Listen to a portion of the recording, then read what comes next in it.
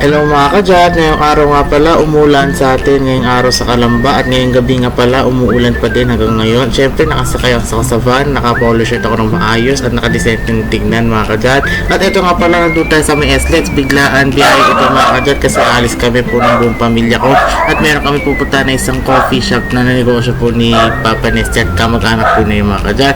At syempre nandito na po kami sa Mount Plaza Exit na kung saan meron po papuntang Santa Rosa dito. At syempre papasok na kami dito sa may shortcut ng Santa Rosa at syempre SM ng dating papunta nito mga kadyat. At syempre mabilis lang biyahe, dahan-dahan tayo sa pag-trip at nabutan ko pala yung SM City Santa Rosa dito mga kadyat. At syempre pakanan pala kami pupunta dito sa may Santa Rosa. Kaso nga pala mga traffic pala dito mga kadyat kaya hintay-hintay muna kami at nakikita ko bumaba pa ng tubig contest. At syempre nandito na kami sa papasok na papuntang Ibarra Street mga kadyat at konting biyahe lang ito. Syempre di tayo pwede mag-mabilis mag-trip dahil dahan-dahan lang at nakita na namin yung Barangay Ibarra Street, papunta na kami dito at pagkita ko yung mga poster nila gaganda parang nasa Ilocos Sur kami dito mga kadya. At syempre nandito na rin kami sa nilanoroan namin dito sa may Bebeng's Cafe at ito nga pala meron din sila ng Japanese food. Syempre napakasolid din yung pagkain niya at sinugan din yung mga kadya. At syempre yung ice nami tea, syempre may benta ng mga tea dito. At syempre nandito pa rin Bebeng's Cafe, yung may-ari pala si Tita Beji, kasama po niya kanyang kasawa.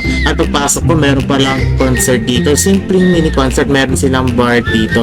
At syempre nandito pa rin mga pamilya ko si Napapanes, si Tita Ganda at marami pang iba. Syempre maganda yung space dito, napakaganda nito, pwede kayo mo po kayo magtambay mga kadyat. Ito pa yung Bebeng's menu, pwede ka umorder ng pika-pika. At sina Tita Jing at Tita Betty kasama kang asawa para ay sinami mga in-order po namin Tita Ganda. At ito nga pala yung bar nila dito, napaka-aesthetic tignan, pwede kayo uminom or something like that. At simple lang pa ng kantahan ng mga pinsan ko at enjoy na enjoy sila dito mga kadyat.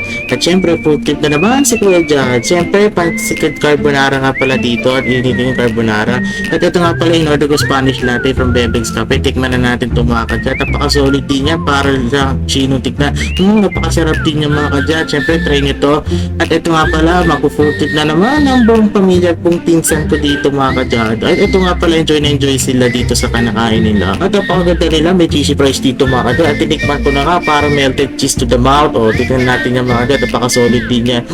Napakasarap. At syempre, binagbigay pala ng katsudon dito. Titikman na natin yung mga kadyan. At syempre, umisa pa ako ng fries. Syempre, napakasolid din yan. Napakasarap. Grabe. At ito nga pala, titikman ko na nga yung katsudon. Napakasolid din yan. Tinikman sa akin ni Tita Ganda at Papa Nesty. Napakasarap din yan. Para kami kumakain sa Japanese restaurant ng mga kadyan. At syempre, pinaswal ko na rito para kumain na agad. Syempre, bago kami umalis. Syempre, ito nga pala, nakaramdam ako. At isa pa dito, meron pa na silang chicken dito. Chicken bowl. Syempre, napakasolid niya. Ano kaya ng lasa na? Napakasarap yan mga kadyat. At syempre tinifast forward ko na ulit yan para mabusog ako ulit. At ito nga pala, mabubusog naman si Kuya Jad sa wakas. Tapos na naman ako kumain. At syempre shoutout kay Tita Jean sa kanyang asawa, sa kay Tita Beji. Syempre shoutout sa inyo sa service. Thank you po sa food at syempre sa service at sa napakagandang quality na pagkain at maganda pang ambience. At shoutout pala sa Bebeng's Cafe at sana lahat ng mga customers makapunta rito. At nag-order pala ako kay Mami and Daddy ng cappuccino at dalawang nachos po at pinorder sa akin ni Tita Ganda yan para kay Mami and Daddy yan. Habang hinday nyo guys, punta kayo sa Bebeng's menu, nandito po si Tita Beji. At pakatapos na namin mag-celebrate at uwi na rin kami mga kadyat dahil mag-aating gabi na nga pala mga kadyat.